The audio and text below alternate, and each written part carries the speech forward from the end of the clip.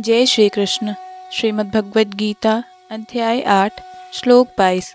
पुरुषः स परा पार्थ भक्तया लभ्य सत्व नन्यया यस्यानता स्थानि भूतानि येन सर्वमिदं ततम्। भगवान जो सबसे महान है, अनन्य भक्ति द्वारा ही प्राप्त किए जा सकते हैं। यद्यपि वे अपने धाम में विराजमान रहते हैं, तो भी वे सर्वव्यापी हैं और उनमें सब कुछ स्थित है। तात्पर्य, यहाँ यह स्पष्ट बताया गया है कि जिस परम धाम से फिर लौटना नहीं होता, वह परम पुरुष कृष्ण का धाम है। ब्रह्म संहिता में इस परम धाम को आनंद चिन्मय रस कहा गया है, जो ऐसा स्थान है जहाँ सभी वस्तुएं आनंद से पूर्ण है। जितनी भी विविधता प्रकट होती है, वह सब इसी परमानंद का गुण है। वहाँ कुछ भी बहुत नहीं है। यह विविधता भगवान के विस्तार के साथ ही विस्तृत होती जाती है, क्योंकि वहाँ की सारी अभिव्यक्ति पराशक्ति के कारण है।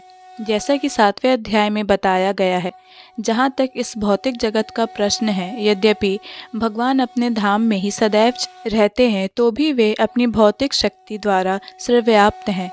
इस प्रकार वे अपनी परा तथा अपरा शक्तियों द्वारा सर्वत्र भौतिक तथा आध्यात्मिक दोनों ब्रह्मांडों में उपस्थित रहते। यस्यांतः स्थानी का अर्थ है कि प्रत्येक वस्तु उनमें या उनकी परा या अपरा शक्ति में निहित है। इन्हीं दोनों शक्तियों के द्वारा भगवान सर्वव्यापी हैं। कृष्ण के परम धाम में या असंख्य वैकुंठ लोकों में भक्ति के द्वारा ही प्रवेश संभव है, जैसा कि भक्तया शब्द द्वारा सूचित होता है। किसी अन्य विधि से परम धाम की प्राप्ति संभव नहीं है। वेदों में भी परम धाम तथा भगवान का वर्णन मिलता है। एको वशी स्वर्गः कृष्ण। उस धाम में केवल एक भगवान रहते हैं, जिनका नाम कृष्ण है। वह अत्यंत दयालु विग्रह है और एक रूप में स्थित होकर भी वह अपने लाखों स्वांशों में विस्तृत करते रहते हैं। वेदों में भगवान की उपमा उस शांत वृक्ष से दी गई है, जिसमें नाना प्रकार के फूल तथा फल लगते हैं और जिसकी पत्तियां निरंतर बदलती रहती हैं।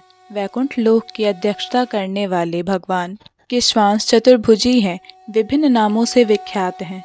पुरुषोत्तम, त्रिविक्रम, केशव, माधव, अनिरुद्ध, ऋषिकेश, संकर्षण, प्रद्युमन, श्रीधर, वासुदेव, दामोदर, जनार्दन, नारायण, वामन, पाद्यनाभ आदि। ब्रह्म संहिता में भी पुष्टि हुई है कि यद्यपि भगवान निरंतर परम धाम गोलोक वृंदावन में रहते हैं, किंतु वे सर्वव्यापी हैं, ताकि सब कुछ सुचारू रूप से चलता रहे।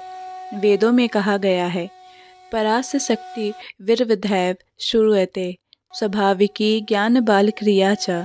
उनकी शक्तियाँ इतनी व्यापक हैं कि वे परमेश्वर के दूरस्थ होते हुए भी दृश्य जगत में बिना किसी त्रुटि के सब कुछ सुचारू रूप में से संचालित करती रहती है। जय श्री कृष्ण। भगवद गीता के सभी श्लोकों को सुनने और समझने के लिए हमारे चैनल को सब्सक्राइब करें।